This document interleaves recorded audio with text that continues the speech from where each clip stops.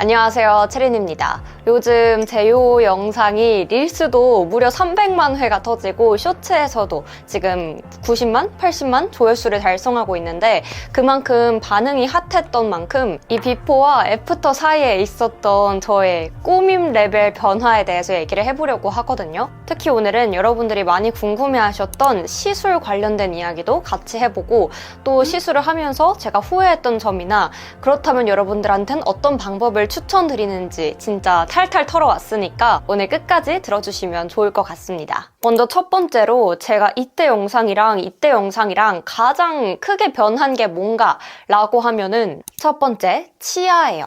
이 치아는 그냥 제가 이제 댓글로 여쭤보시는 분들이 몇몇 분 계셔서 그때마다 답변을 드렸었는데 이제 딱 말씀을 드리자면 저는 라미네이트를 했어요. 한지는 2년 정도 된 것 같고요. 이 라미네이트에 대한 컨텐츠는 아니다 보니까 요약해서 제가 라미네이트에 대해서 어떤 생각을 가지고 있는지 말씀드리자면 일단 효과 면에서는 그냥 가장 짱이라고 생각합니다. 치아가 깨끗하고 하얗고 정갈해지면서 확 아나운서 같은 단정한 느낌을 가지게 됐다고 생각해요.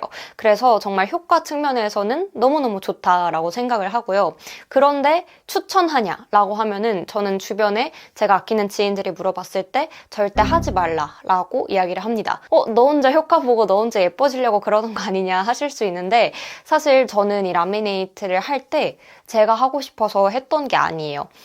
저는 제가 가장 붙고 싶었던 방송사가 그 당시에 있었는데 그때 그 방송사를 떨어진 이유가 치아가 예쁘지 않아서 라는 피드백을 들었었어요.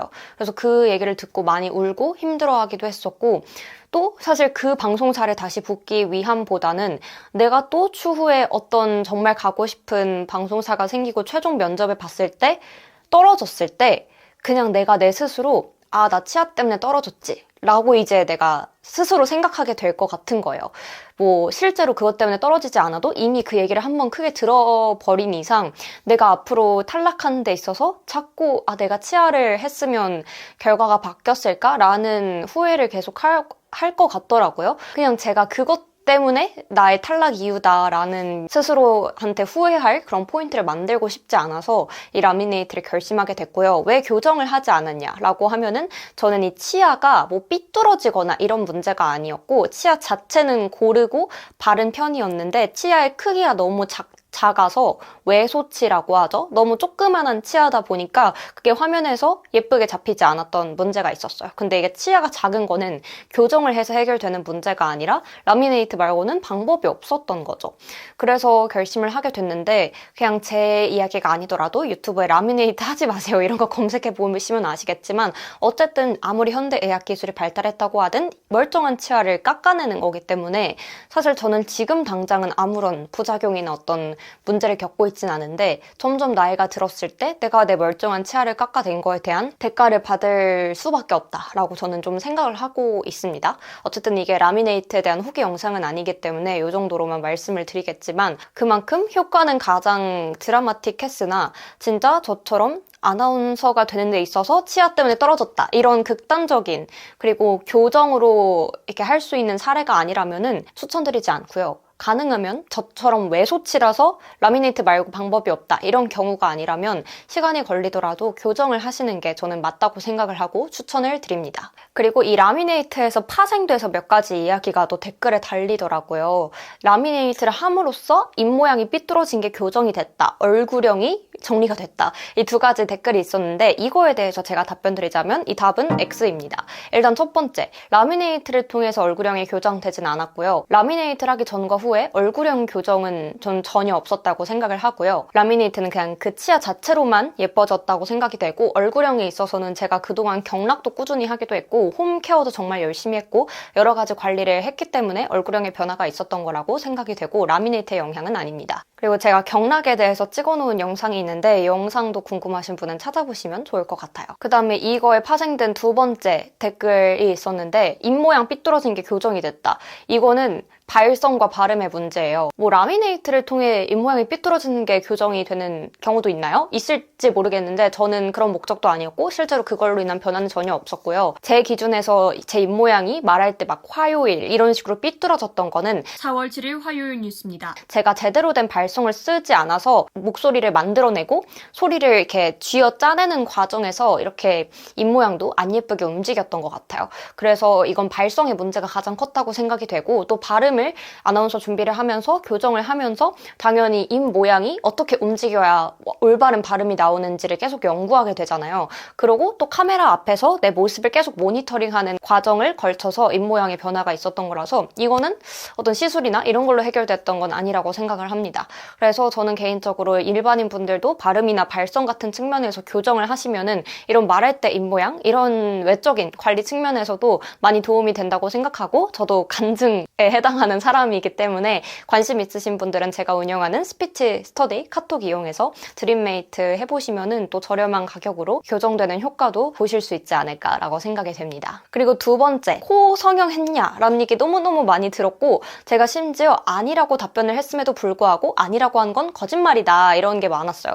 일단 제가 명확히 말씀드릴게요. 저는 코 성형은 한 적이 없고요. 코 필러를 3년, 4년 전에 맞은 적이 있어요. 2021년에 코 필러를 맞았었고 이거 코 필러 그 맞았을 당시에 코가 엄청 만족스러웠어요. 코 필러 엄청 좋았는데 사실 코 필러는 특성상 한 1년 동안 유지되면 좀 오래 유지된 편이고 뭐 2년까지는 유지는 된다고 하는데 1년 넘어선 다음부터는 오히려 코가 높아지기보다는 이게 필러가 퍼지면서 오히려 저는 코가 더 뭉툭해졌다고 느꼈고요. 그래서 제가 이 코 필러 때문에 코가 높아졌다. 너 코 성형하지 않았냐? 여기에 해당되는 기간은 2021년에만 해당이 된다고 생각을 합니다. 그래서 진짜 100번 양보해서 2년 동안 효과가 같다고 해도 지금 2024년, 5년에 저한테 코 성형해서 효과를 본 거다라고 말하는 건 완전 별개 이야기라고 생각이 되고요. 저는 지금 원래의 코로 돌아온 상태입니다. 그런 측면에서 제가 이 코에 대한 이야기를 꼭 해보고 싶은데요. 저는 아나운서 준비를 하면서 학원에서 코 성형을 하라는 얘기를 좀 많이 들은 편이에요.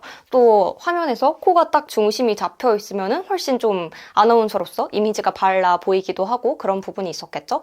그래서 저도 코 필러를 맞았었던 건데 성형을 할 게 아닌 이상 필러는 어쨌든 제가 말씀드린 것처럼 단기적인 효과밖에 볼 수 없고 그 효과를 본 다음부터는 오히려 필러가 퍼져서 오히려 더 코가 낮아 보여요. 그래서 오히려 저는 지금 맨 처음에 제 코보다 더 뚱뚱해지고 안 예뻐진 상태이거든요. 그럼에도 불구하고 2020년에 제 영상과 2024년, 2025년에 제 현재를 보고도 코 성형을 했다라고 듣는 이유는 아주 명확합니다. 제가 코 쉐딩 방법을 진짜 미친 듯이 연구했기 때문이에요. 성형을 했다고 생각이 될 만큼 코는 쉐딩으로 많이 해결이 가능한 영역입니다. 그래서 제가 이 영상에서 꼭 말씀드리고 싶었던 게 뭔가 성형하고 싶은 부위가 있잖아요. 그러면은 성형외과를 가지 마시고요. 청담동에 메이크업 잘하는 샵을 먼저 가보세요. 저는 제가 코가 낮기 때문에 뭐 성형하는 거 말고 필러 받는 거 말고는 방법이 없다고 생각을 했는데 진짜 잘하는 메이크업 샵에 가잖아요. 내 코도 오똑하게 만들어줘요. 특히 실물로 보면 조금 부자연스러울 수도 있겠지만 저처럼 이렇게 화면에서 코가 높아 보여야 되는 경우다. 그거는 그냥 화장빨로 해결이 그냥 거의 다 가능한 영역이거든요. 여러 가지 경험을 해봤는데 결국에는 진짜 잘하는 샵에 가고 나한테 맞는 샵에 가서 화장을 잘하면은 이렇게까지 거의 성형한 것처럼 코가 조각이 되는 그 효과를 볼 수 있구나라는 걸 경험한 다음부터는 코 성형할 생각이 전혀 없어졌어요. 전 진지하게 하고 싶었던 상황이었거든요. 그 코를 만들어주는 그 메이크업 스킬만 샵에서 배워오면 되는 거잖아요. 그래서 저는 제가 좋아하는 샵에 가서 메이크업을 실제로 배우기도 하고 메이크업 하는 영상을 찍어서 집에 와서 계속 연구하기도 하고 샵에서 추천받은 제품들, 코 쉐딩 브러쉬나 뭐 나에게 잘 맞는 코 쉐딩 색깔이나 그리고 정확히 어떤 위치에 쉐딩을 어떻게 하고 하이라이터는 어디에 해야 되는지 이런 것들을 샵을 여러 군데 다니면서 완전 메이크업 방법을 마스터해온 거죠. 그래서 여러분들이 성형하고 싶은 게 있다 라고 생각이 되면은 성형외과 가기 전에 한번 샵을 가서 이게 나의 똥손 때문에 커버가 안 되는 건 아닌지 한번 샵 가서 확인해 보시는 게 필요하다고 생각이 되고요. 제가 추천하는 샵은 예전에 영상에서도 말씀드렸으니까 청담 샵 추천 영상도 확인하시면 좋을 것 같아요.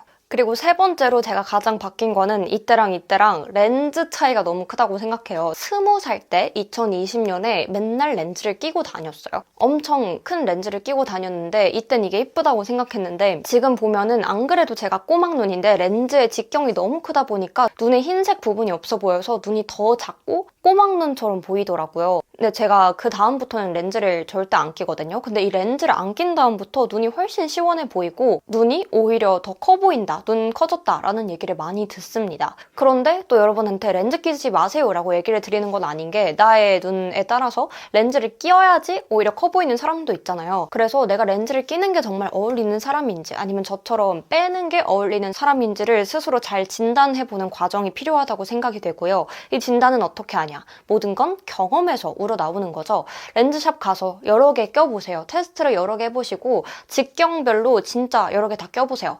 그리고 이걸 내가 그냥 거울로만 판단하지 마시고요. 영상으로 남겨놓으세요. 이 영상으로 남겨야지 내가 진짜 실물로 타인이 날 봤을 때 느낌을 알 수 있지 사진으로 남기면 딱 내가 원하는 포즈로 찍기도 하고 각도에 따라서 또 다르기도 하고 나의 눈동자 움직임을 담지 못하잖아요. 그렇다 보니까 내가 여러 렌즈나 직경을 다 껴보고 영상으로 남겨서 나를 객관적으로 한번 시간이 지나고 판단해보세요. 이것도 바로 보면은 그게 객관적으로 보이지 않거든요. 내가 그걸 막 껴본 다음에 일주일 정도 후에 내가 완전 객관적인 위치가 된 상태에서 진짜 나한테 뭐가 어울리는지를 판단해 보시고요. 저처럼 스스로 꼬막눈이라고 생각하시는 분, 그리고 쌍꺼풀이 완전 얇으신 분들 있죠. 이런 분들은 렌즈를 크게 낄 경우에는 더 답답해 보일 수 있습니다. 그래서 최대한 흰자를 많이 드러내시는 게 중요하고요. 그러다 보니까 저처럼 렌즈를 안 끼시는 게 좋겠죠? 제가 4년 전과 지금이랑 비교했을 때 어떤 게 많이 달라졌는지 또 시술을 했던 것들 중에서 만족도와 후기는 어땠는지 이런 이야기들을 담아봤는데요. 사실 할 얘기가 진짜 더 많고 자세히 하려면 더 할 수 있는데 이번 영상이 너무 길어질 것 같아서 이번 영상은 여기까지 말씀드리고요. 더 알고 싶어, 더 궁금한데? 라는 측면이 있으면 둥글게 댓글을 달아주시면 감사하겠습니다. 그러면 저희는 또 다음 영상에서 만나요. 안녕!